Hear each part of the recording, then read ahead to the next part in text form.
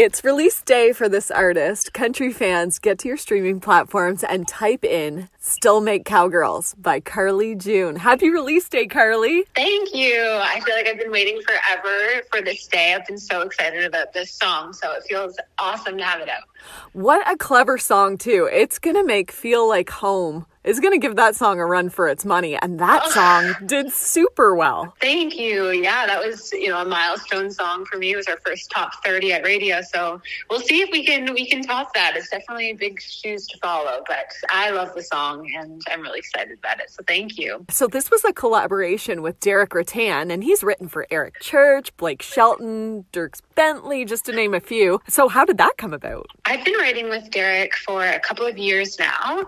We met through my manager, actually. She's been a longtime friend of Deric, so she introduced us, which I feel like he was such a great person for me to write with, really understood my upbringing, who I was as a person, and that's always special, when you're working and collaborating with people who really understand you as a person and what your vision is for your music. So that has been really special, and he actually produced the track as well. So I did 3 songs with him, which are going to be coming out later this year, and this is the first one of those. So it's just an amazing experience. So are you going to be trickling these out as singles? Because there's an EP due next year, isn't there? Yes, there is an EP due, which is really exciting. So that would be a collaboration of the various singles that we're going to be releasing throughout this year.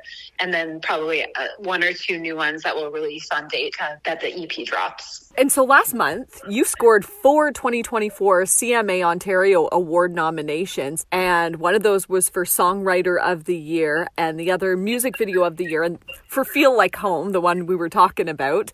And seriously, this one will give it a run for its money. So get ready to feel that. So what's your inspiration for writing? Yeah, for me, it's so important just to tell the story of who I am, where I'm from, and how that's made me into the person that I am. I grew up on a small dairy farm in southern Ontario, and it's really taught me a lot about life growing up that way. It's made me a little bit of an old-fashioned girl, and just my community and being surrounded by the amazing people in a small town and having their support and just how we do life together, especially in a farming agricultural community.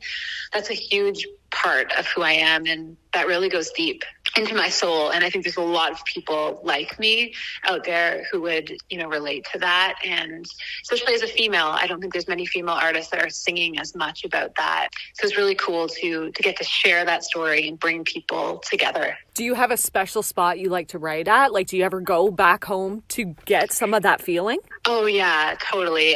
Throughout my life, I have written so many songs on my parents' wraparound porch, just looking out at the fields. That was my early days of songwriting. Every song was written out there. So it's such a special place. I even mentioned the wraparound porch in the song. I just love a good wraparound porch. Yeah. Do you go back and do you look at the songs you wrote as younger Karli and think, hey, maybe I can turn it into a song for now?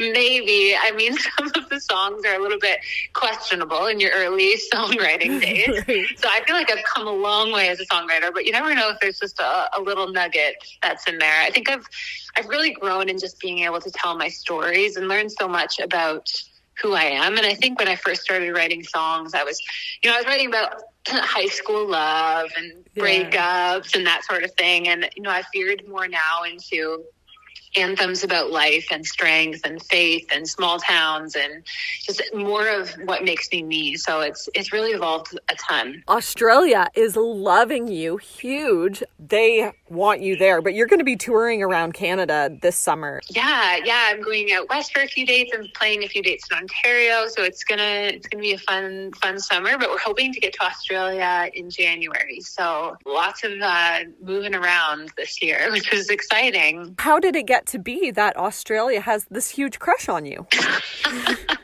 I love that. Well, they're the nicest people in the world, so they're very, very welcoming.